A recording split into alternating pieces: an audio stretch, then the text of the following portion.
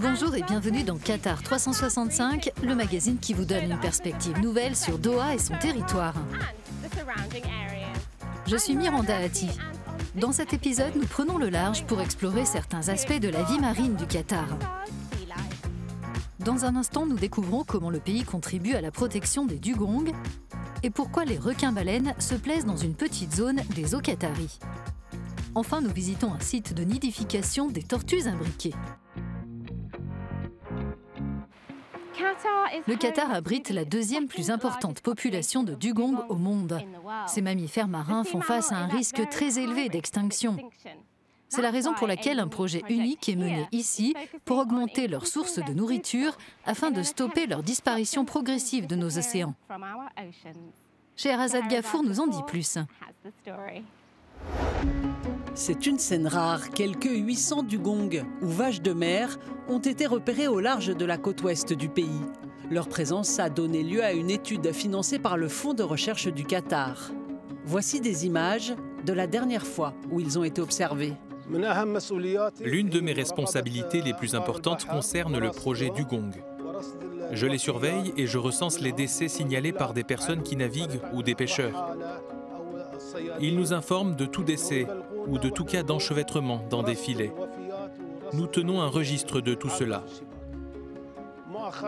Récemment, un pêcheur a signalé qu'un dugong s'était pris dans ses filets. Il a réussi à le libérer et le ministère de l'Environnement et du Changement climatique l'a récompensé pour cela. Les premières traces de ces mammifères marins remontent à des millions d'années. Aujourd'hui, quand ils font surface, ils sont mis en danger par les hélices des bateaux à moteur ou les filets de pêche. Au cours des 50 dernières années, leur population a diminué d'environ 25%. Ils sont tellement placides que l'on peut s'approcher d'eux pour les observer à distance. Et cela se retrouve dans la relation entre la mère et son petit. Ils nagent ensemble, elle le nourrit, elle le porte quand il est fatigué. On compte de nombreux spécimens dans cette région, mais pour les préserver, il nous faut l'aide de personnes qui les connaissent, en particulier des locaux ou des scientifiques. On doit sensibiliser les gens aux souffrances généralement endurées par ces animaux. On espère que les dugongs pourront encore être observés par nos fils, nos petits-fils et nos arrière-petits-fils. Ces créatures se nourrissent des herbes qu'elles trouvent dans les prairies sous-marines. Elles en ingèrent jusqu'à 40 kilos par jour. Mais ces herbiers se réduisent au fil des ans, d'où les efforts entrepris pour les restaurer. Nos programmes de recherche tournent autour du thème du développement durable, ce qui s'intègre à la vision nationale du Qatar pour 2030. Les herbiers sont menacés par le chalutage et le dragage excessif, les pratiques de pêche nuisibles, les polluants ou encore les changements dans le climat. Pour pouvoir pleinement les restaurer, il est essentiel de lutter contre leur déclin à la racine. Entre 2014 et 2020, nous avons développé une carte à haute résolution spatiale. Elle présente les différents habitats benthiques que l'on trouve le long des côtes du Qatar. On y voit la répartition des herbiers et on peut l'utiliser pour différentes applications comme la gestion de l'écosystème. Des plantes à fleurs poussent dans les eaux peu profondes, mais quand des projets d'aménagement impactent les fonds marins côtiers, la principale source de nourriture des dugongs disparaît. Sortir en mer est essentiel pour restaurer les prairies sous-marines. Nous suivons cette équipe pour voir en quoi consiste cette mission très particulière. L'équipe prélève des échantillons pour vérifier la qualité de l'eau et voir si de nouvelles plantes se développent. Il existe plus de 70 espèces d'herbiers marins dans le monde, dont 3 présentes au Qatar. Ils offrent habitat et nourriture à la faune marine. Pour se reconstituer, la zone doit être protégée de toute activité pendant au moins 6 mois. Les prairies sous-marines à croissance rapide sont capables de se rétablir après avoir été dégradées, mais il leur faut souvent des siècles pour se remettre totalement. Il est donc crucial de protéger dans la durée cette source d'alimentation des dugongs.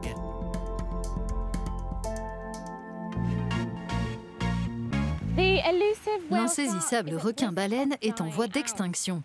Ce doux géant tacheté de points blancs a rejoint la catégorie des espèces en voie de disparition au fil des ans.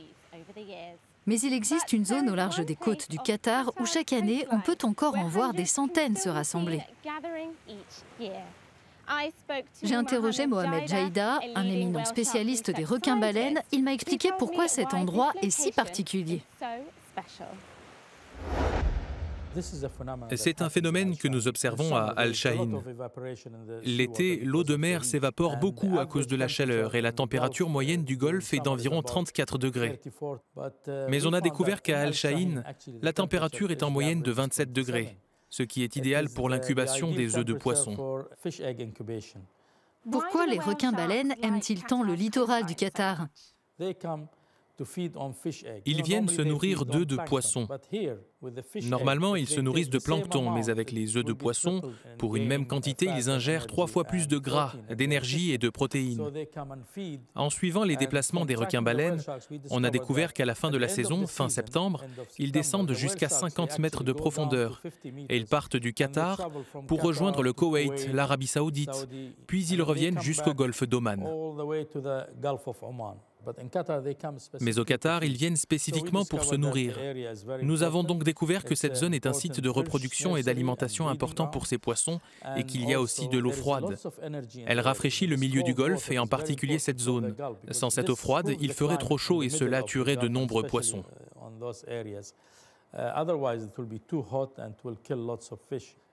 Et qu'est-ce que la présence de ces requins-baleines nous dit de la santé de l'écosystème? Ces 10 ou 12 dernières années, la température est restée constante. Et peut-être qu'aujourd'hui, nous détectons mieux la présence des requins-baleines. C'est devenu naturel pour nous de les trouver. Et puis, nous avons identifié leurs principales zones de rassemblement. Donc, on agit dès maintenant, en conséquence. Nous avons aussi remarqué que depuis 2019, il y a eu une augmentation du nombre de requins-baleines rassemblés sur place chaque jour. Par exemple, en 2010-2011, nous avions l'habitude d'en voir 180 ou 210 au maximum. Mais en 2019-2020, nous étions plus proches des 400. Comment expliquez-vous cette augmentation depuis 2019? Depuis 2010, nous avons commencé à faire pression pour réduire le nombre de navires dans la zone, spécifiquement à cet endroit. Ceux qui naviguent ont conscience de cela. Ils évitent la zone et je tiens à les en remercier car ils font maintenant des détours, des trajets plus longs et ils gardent un œil ouvert. Quand ils voient les requins-baleines, ils les évitent. C'est donc une très belle zone protégée pour les requins-baleines et ils sont de plus en plus nombreux à venir.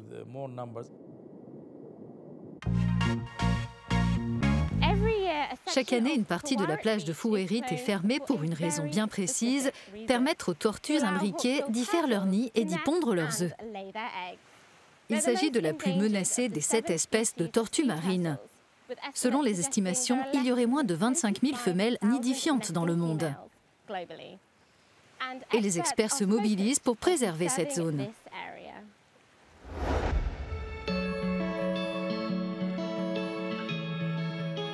À la tombée de la nuit, les équipes du Centre des sciences de l'environnement de l'Université du Qatar et du ministère de l'Environnement et du Changement climatique patrouillent sur la plage dans le cadre d'un projet parrainé par Qatar Energy. Ils sont à la recherche de traces de tortues.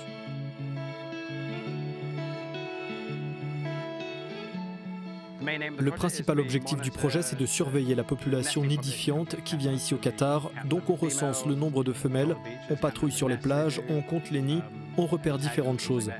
Et grâce à cela, on peut en savoir plus sur le nombre de tortues qui viennent, le nombre d'œufs qu'elles pondent, des choses comme ça. Le nombre de tortues qui font leur nid peut varier chaque jour. Leur arrivée est imprévisible et peut dépendre des conditions météo ou de la marée. En tout cas, les observer de près est une chance. Au Qatar, les femelles pondent en moyenne 70 à 80 œufs par nid.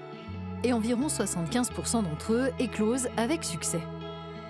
Des scientifiques sont sur place pour les protéger et s'assurer que tout se passe bien. Chaque tortue est marquée et certaines reviennent sur place année après année. Après la nidification, elles retournent à la mer jusqu'à la prochaine fois. Une tortue peut faire 2, 3, 4, voire 5 nids en une saison. C'est important d'étudier ces tortues en lien avec le changement climatique. Les températures des nids ici sont celles que l'on prévoit dans les Caraïbes dans 50 ans. Il ne s'agit pas d'être alarmiste, mais savoir comment ces tortues se sont adaptées à ces conditions peut nous informer sur ce qui pourrait se passer ailleurs. Avec son sable doux et sa configuration abritée, cette plage est idéale pour que les tortues y pondent leurs œufs. Mais l'équipe en transfère un certain nombre dans cette écloserie pour les protéger des éléments. Les œufs passent en moyenne 55 jours dans le sable avant d'éclore. Puis les bébés tortues rejoignent la mer. Ce projet est mené sur 8 sites différents. Pendant la pandémie, on a relevé une augmentation importante du nombre de nids sur les plages publiques comme Al Marouna et Al Gharia. C'était dû au fait qu'il n'y avait pas de visiteurs, pas de campement, pas de lumière, car les sources lumineuses gênent également les tortues. Le Qatar travaille à faire connaître ses efforts pour protéger la nidification des tortues imbriquées.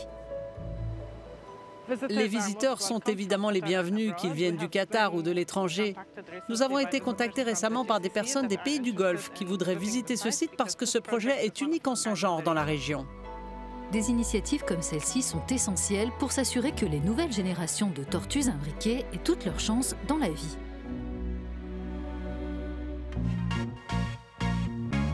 Des dugongs à la nidification des tortues, c'était une exploration étonnante, bien que balayée par les vents, de la vie marine du pays. C'est la fin de cette émission. Si vous avez des questions, n'hésitez pas à nous contacter via notre hashtag Qatar365. Merci de votre attention. Rendez-vous sur euronews.com pour plus d'informations. Et à bientôt dans Qatar 365.